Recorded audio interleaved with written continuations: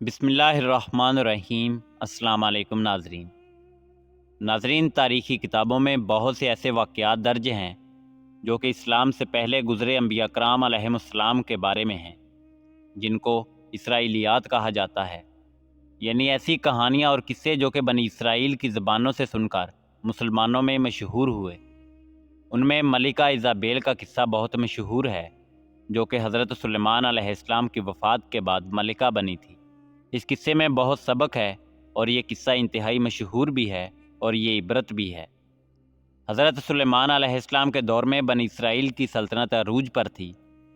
آپ علیہ السلام کے انتقال کے بعد ان کے بیٹے اہبام کے دور میں سلطنت دو حصوں میں بٹ گئی۔ جنوبی فلسطین میں یہودیہ نام کی ایک سلطنت قائم ہوئی، جبکہ شمالی فلسطین میں اسرائیل کے نام سے ایک ریاست قائم ہوئی۔ ان دنوں سیدہ موجودہ لبنان کی شہزادی ایزابیل کی خوبصورتی کے چرچے 400 عام تھے۔ ایزابیل انتہائی خوبصورت شہزادی تھی اور اسرائیل کی ریاست میں یہ شہزادی بڑی مشہور تھی۔ اسرائیل کا بادشاہ، جس کا نام اخیب تھا، اس سے شادی کر کے اسرائیل لے آیا۔ ان دنوں لبنان اور شام میں بال نامی ایک بت کی پوجا کی جاتی تھی۔ بال فنیکی اقوام کا ایک قدیم دیوتا تھا۔ اخیب اول درجے کا زن مریض ثابت ہوا اور اپنی ملکہ ایزابیل کے کہنے میں آ کر بال کی پوجا شروع کر دی۔ اخیب نے اپنے اسرائیل کے صدر مقام پر سامریہ میں بال کا بہت بڑا اور عالیشان مندر تعمیر کیا۔ اس کو دیکھ کر اس کی رعایا بال دیوتا کی پوجا کرنے لگی۔ اس طرح سامریہ شہر کا نام بال بک یعنی بال کا شہر پڑ گیا۔ پورے ملک میں بال کی عبادت گاہیں تعمیر ہو گئیں اور اس کے نام پر قربانیاں دی جانے لگیں، اور یوں یہودی حضرت موسیٰ علیہ السلام کے بتائے ہوئے دین سے منحرف ہو گئے۔ ایسے وقت میں بھی چند اللہ والے لوگ موجود تھے جو لوگوں کو برے کاموں سے روکتے اور اللہ تعالیٰ کی طرف بلاتے۔ انہی حضرات میں ایک نیک بزرگ حضرت یرمیہ رحمۃ اللہ علیہ بھی تھے۔ بال کی پوجا کے ایک خاص دن ملکہ ایزابیل اور بادشاہ اخیب بال کے مندر میں موجود تھے اور پوجا زور و شور سے جاری تھی۔ تب یرمیہ رحمۃ اللہ علیہ اخیب کے پاس آئے، اسے سمجھانے کی کوشش کی کہ بت پرستی چھوڑ دے اور اپنے دین حق کی طرف لوٹ آئے۔ اخیب تو اس بات پر خاموش رہا، مگر اس کی بیوی ملکہ ایزابیل پوجا میں خلل ڈالنے پر بھڑک اٹھی اور اپنے سپاہی کا نیزہ لے کر حضرت یرمیہ کے سینے میں گھونپ دیا۔ آپ ایک دل خراش آہ کے ساتھ زمین پر گر گئے، مگر آپ کی نظریں بدستور ایزابیل پر جمی رہیں۔ آپ نے مرنے سے پہلے ملکہ ایزابیل سے کہا کہ تو نے مجھے حق گوئی کی پاداش میں مار ڈالا، اب تو انتظار کر جب تو اسی طرح ماری جائے گی اور جنگلی کتے تیرا گوشت نوچ نوچ کر کھائیں گے۔ ناظرین، اس کے بعد زن مرید اخیب اور اس کی بیوی ایزابیل وہاں سے چلے گئے۔ اس واقعہ کے بعد اہل ایمان کے حوصلے کافی پست ہو چکے تھے۔ وہ دیکھ چکے تھے کہ ایزابیل کا ان کے بادشاہ پر کتنا اثر ہے۔ وہ خوبصورت ہونے کے ساتھ ساتھ انتہائی مغرور اور سفاک تھی۔ صرف ایک عورت نے پورے بنی اسرائیل کو بت پرستی کی راہ پر ڈال دیا تھا۔ اس کے بعد اللہ تعالیٰ نے بنی اسرائیل پر حضرت الیاس علیہ نبینا علیہ السلام کو نبی بنا کر مبعوث فرمایا۔ ناظرین، حضرت الیاس علیہ السلام جلاد شہر کے رہنے والے تھے۔ بائبل میں آپ کا تذکرہ موجود ہے اور آپ کو ایلیا کے نام سے یاد کیا گیا ہے، اور قرآن مجید فرقان حمید میں بھی حضرت الیاس علیہ السلام کا ذکر موجود ہے۔ آپ سامریہ میں اخیب کے دربار میں تشریف لے گئے اور اسے سمجھانے کی کوشش کی، مگر اخیب اور اس کی بیوی ایزابیل نے آپ کی ایک نہ سنی اور کہا کہ اب عظیم بال ہی ہمارا دیوتا ہے۔ یہ سن کر آپ وہاں سے سرزمین عرب کی طرف تشریف لے گئے اور وہاں تبلیغ کرنے لگے، مگر آپ کے جانے کے بعد سامریہ میں بارش تو دور اوس تک پڑنی بند ہو گئی اور قحط پڑ گیا۔ بال کے نام خوب چڑھاوے اور قربانیاں دی گئیں، مگر نتیجہ بے سود۔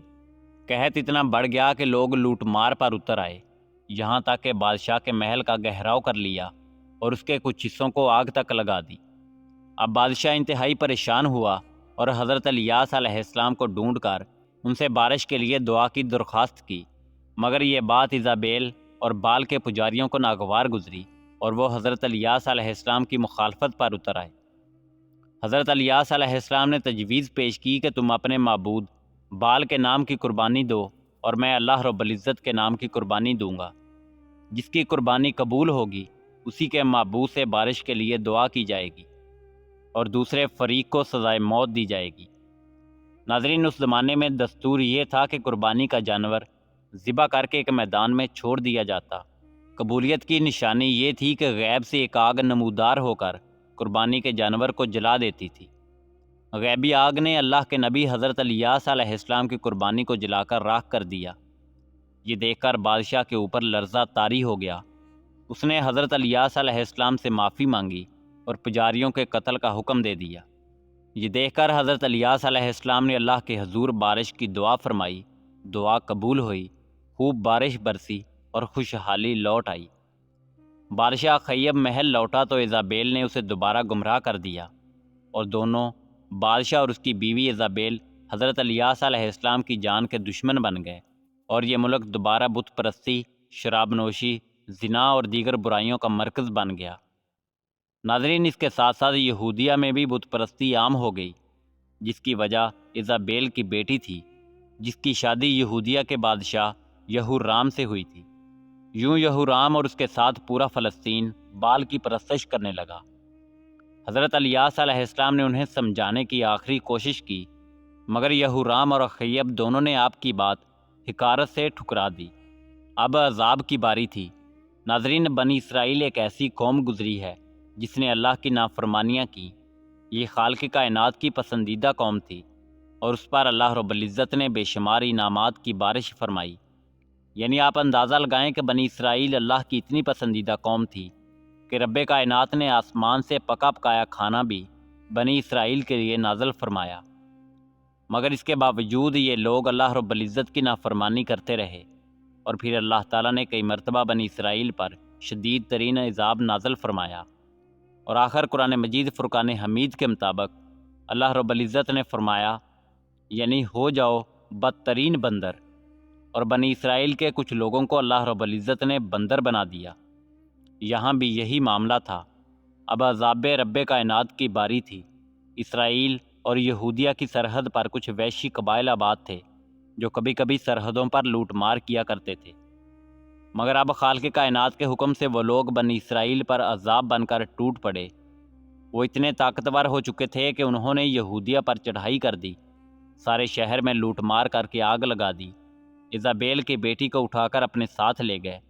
یہودیہ کے بادشاہ یہورام نے چھپتے چھپاتے ایک غار میں پناہ لی، جہاں اسے ایک ایسی بیماری لاحق ہو گئی کہ اس کی آنتیں اس کے جسم سے باہر نکل آئیں۔ ان وحشی قبائل نے اسرائیل کا رخ کیا اور خوب تباہی پھیلائی اور ہر گھر کو اجاڑ کر رکھ دیا۔